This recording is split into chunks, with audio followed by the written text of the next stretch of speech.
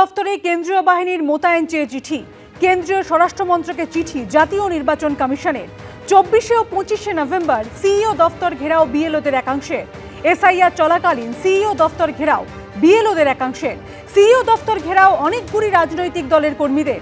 SIR চলাকালীন এবং বিধানসভা নির্বাচনের আগে ভবিষ্যতে এই ধরনের ঘটনা ফের ঘটতে পারে।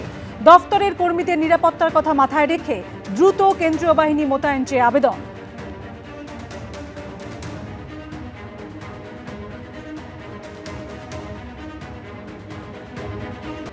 সংসদে পাশ ভিভিজি রামজি বিল। লোকসভার পর রাজ্যসভাতেও পাশ ভিভিজি রামজি বিল। 100 দিনের কাজের প্রকল্পের নতুন নাম ভিভিজি রামজি বিল। সংসদে পাশ বিল, বিরোধীদের স্লোগান বিক্ষোভের মধ্যেই পাশ ভিভিজি রামজি বিল। বিলের বিরোধিতায় রাতেই সংবিধান সদনের গেটের সামনে বিক্ষোভ বিরোধী সাংসদের। সংসদে পাশ বিকশিত ভারত গ্যারান্টি ফর রোজগার অ্যান্ড আজীবিকা মিশন গ্রামীণ বিল। 100 দিনের কাজের প্রকল্প নিয়ে নতুন আইন আনছে কেন্দ্র সরকার।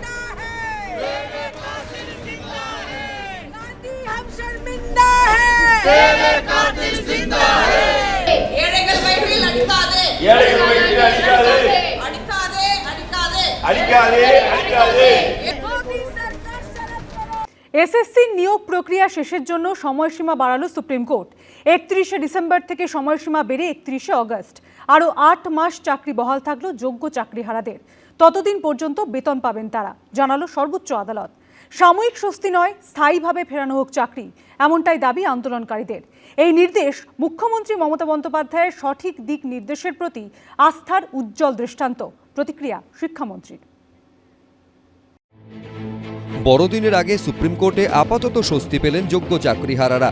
সর্বোচ্চ আদালত নির্দেশ দিল আরও 8 মাস অর্থাৎ 31 আগস্ট পর্যন্ত চাকরি করতে পারবেন তারা।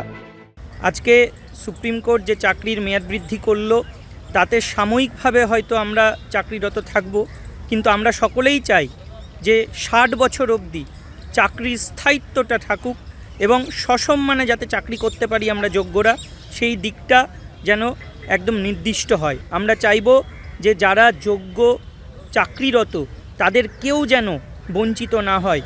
এর আগে ডেডলাইন ছিল 31 ডিসেম্বর। সুপ্রিম কোর্টের নির্দেশ ছিল এই সময়ের মধ্যে এসএসসিকে শেষ করতে হবে নবম, দশম ও একাদশ দ্বাদশের নিয়োগ প্রক্রিয়া। তবে 31 ডিসেম্বরের মধ্যে সব কাজ শেষ করা সম্ভব নয় বুঝতে পেরে বাড়তি সময় চেয়ে সুপ্রিম কোর্টে আবেদন করে মধ্যশিক্ষা পর্ষদ। বৃহস্পতিবার এসএসসির সেই আবেদনের শুনানি হয় সুপ্রিম কোর্টের বিচারপতি সঞ্জয় কুমার ও বিচারপতি অলোক আরাধের ডিভিশন বেঞ্চে।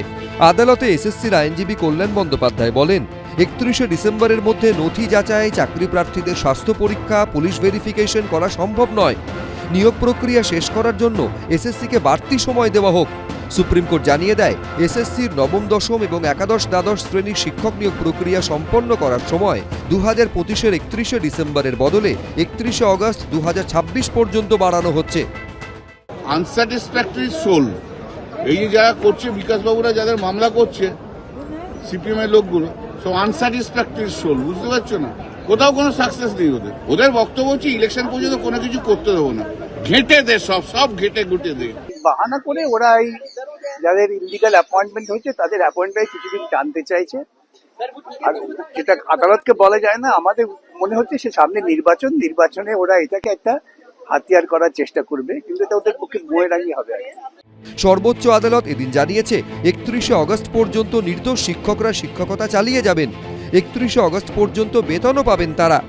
মুখ্যমন্ত্রী চান কেবলমাত্র অযোগ্য যারা টাকা দিয়েছে, যারা ঘুষ দিয়েছে তাদেরকে বাঁচাতে হবে। কেন চাকরি চুরির দায় নিয়ে মুখ্যমন্ত্রীকে গ্রেপ্তার করা হবে না? মুখ্যমন্ত্রী শিক্ষকদের চাকরি দিতে চান না, তিনি সেই টাকা দিয়ে খেলা করবেন, মেলা করবেন, দান খয়রাতি করবেন, ভিক্ষা দেবেন আর যোগ্য শিক্ষকদের মারবেন।